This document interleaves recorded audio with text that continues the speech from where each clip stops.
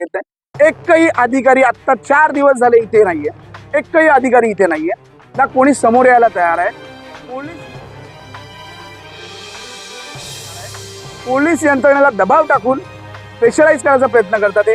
आजही आम्हाला पोलीस स्टेशनला बोलवलेलं आहे। मी आज सर्व ठिकाणी माथाडी आणायचं काम हे विश्वजित सांगळेने केलेलं आहे। भिवंडीमध्ये पूर्ण खराब करायचं काम हा विश्वजित सांगळेने केलेलं आहे। आणि ते आम्हाला काय ते न्याय मिळत असेल तर ठीक आहे, नाही तर आम्ही इथे बैठा आंदोलन करणार। आम्हाला मुलांना काम दिल्याशिवाय पर्याय नाही आहे। कुठल्याही पद्धतीचा यांच्यावरती अन्याय सहन करून घेणार नाही म्हणजे नाही। हेवेल्स कंपनी के 150 मजदूरों की नौकरी पर संकट, समाज सेवक संकेत घोड़विंदे उतरे समर्थन में। एंटोनोव इंडस्ट्रियल पार्क कोसिम्बी स्थित हेवेल्स कंपनी के 3PL के तहत कार्यरत करीब 150 मजदूरों को बिना पूर्व सूचना अचानक काम से निकालने का बात किया गया। पहले ये मजदूर डिलीवरी कंपनी के अंतर्गत कार्यरत थे, लेकिन अब कंपनी ने 3PL का काम केडी लॉजिस्टिक को सौंप दिया है। नए ठेकेदार द्वारा मजदूरों को दोबारा काम पर रखा जाएगा या नहीं, इस पर कोई स्पष्ट जानकारी नहीं दी गई है।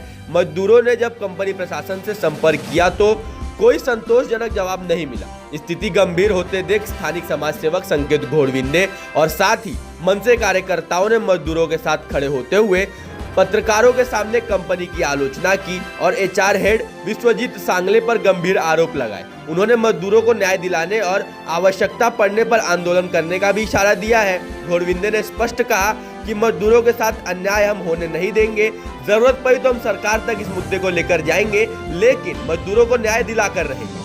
आज गेले 4-5 दिवस आम्ही सगळे म्हणजे हे मुलं सगळी जण कामासाठी इथे डिलिव्हरी कंपनीशी लढा देतात, परंतु त्यांना सर्वांनी डायरेक्टली नोटीस न देता ज्यांना जॉईनिंग लेटर नाही दिले आणि त्यांना कामावरनं काढायचा प्रयत्न करायला घेतलाय।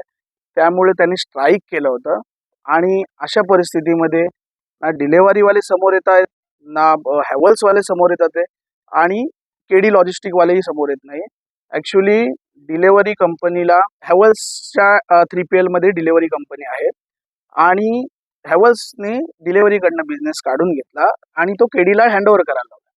बट तो हँडओव्हर करत असताना त्यांचं असं म्हणणं आहे की मला हे जे 130 लोक कामगार आहेत ते मला नको आहेत।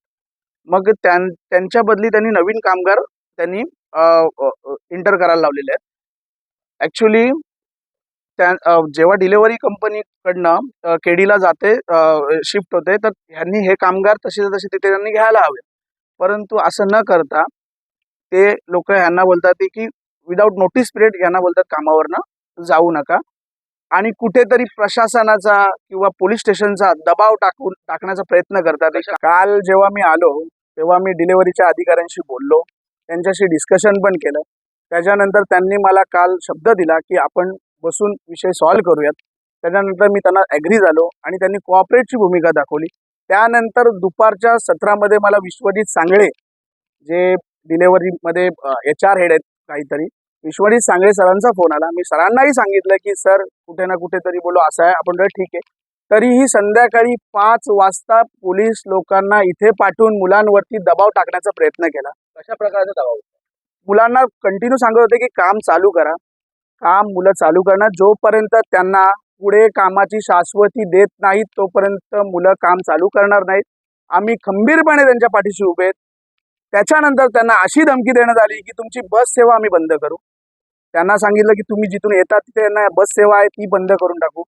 तरीही प्रॉब्लेम नाही, आम्ही वेअरहाऊसमध्ये झोपू, मुलांच्याबरोबर कंटिन्यू राहणार। विश्वजित सांगळे याच्या अगोदरही विश्वजित सांगळेंचे माझा खूप चांगला परिचय आहे। याच्या अगोदर फ्लिपकार्टमध्ये होते, त्याच्यानंतर ते गेले क्रोमामध्ये, त्याच्यानंतर ते गेले डिलिव्हरीमध्ये। त्यांची खूप मोठ्या ओळखी आहेत, त्यांच्याकडे खूप राजकीय यंत्रणा त्यांच्याकडे खूप आहे। ते आज त्या मॅनेजमेंट लेवलला आहेत। आज सर्व ठिकाणी माथाडी आणायचं काम हे विश्वजित सांगळेने केलेलं आहे।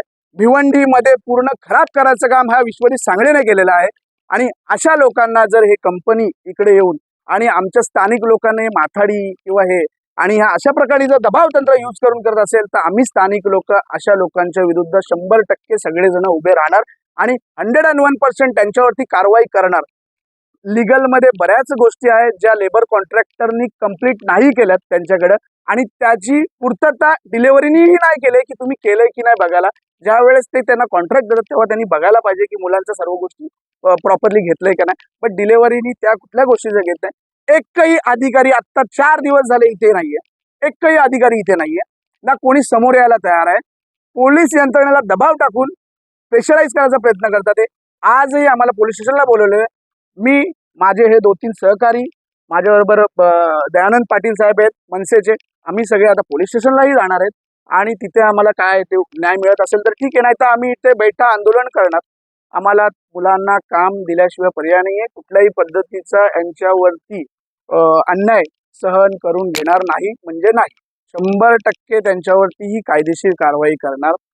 मला जेवढा नॉलेज आहे मी थोडंसं अजून त्याच्यामधलं त्यांच्याबद्दलची माहिती घेऊन मला ज्या पद्धतीने पाहिजे त्या पद्धतीने मी नॉलेज करेन. आणि मला भिवंडीमध्ये माझे जेवढे मित्र परिवार आहेत किंवा जेवढ्या ग्रामपंचायत आहे तिथे विश्वजित सांगळे नावाचा जो व्यक्ती आहे हा फक्त माथाडीच्या उद्दिष्टाने कंपन्यांशी कनेक्टेड आहे आणि तो फक्त कंपन्या फिरतोय आणि माथाडी कशी आणता येईल आणि स्थानिक लोकांचा रोजगार कसा जाईल ह्या पद्धतीचं विश्वजित सांगळे हा काम करतो. काय झालंय, कंपनीने कुठलीही नोटीस दिलेली नाही आणि 3 दिवस झाले स्ट्राईक करतात, पोलिसांचं प्रेशर टाकतात आणि आम्ही मनसे म्हणून आज यांच्या पाठीशी उभे आहेत आणि आम्हाला जेवढं काय बोलतं असं येत नाही, पण जे करू ते यांच्यासाठी करू.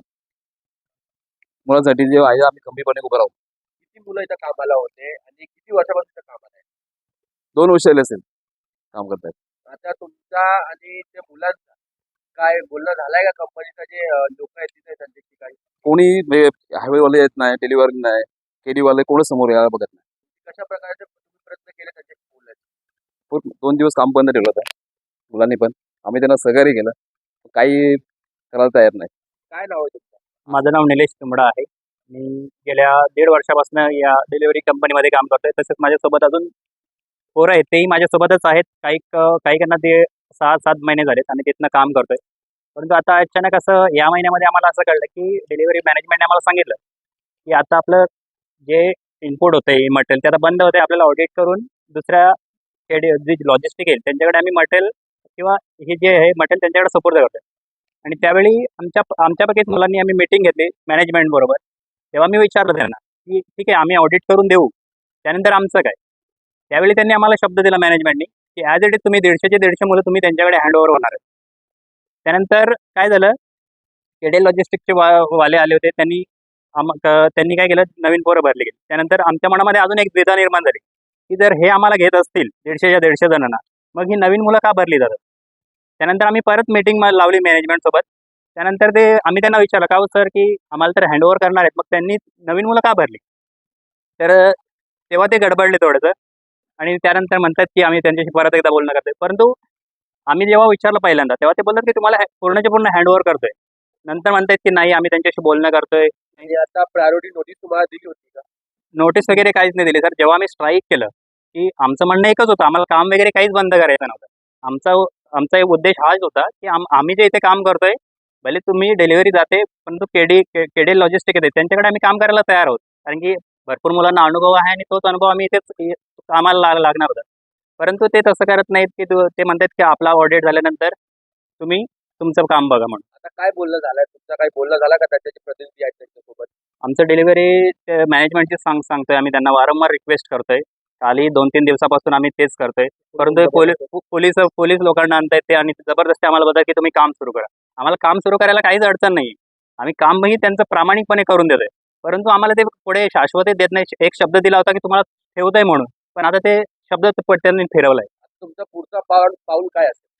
आम्ही 2-3 दिवस त्यांना प्रामाणिकपणे रिक्वेस्ट केली होती. आम्ही कोणाला मध्यस्थी केलं नव्हतं. परंतु आमचे मनसेचे काही अधिकारी आमच्यासोबत जोडले गेलेत आणि आम्ही त्यांच्याकडेच न्याय मागण्याचा प्रयत्न करतोय. आता इथं तुमच्यासोबत इकडचे स्थानिक आहे संकेत कोळगीचे, ते पण आलेत.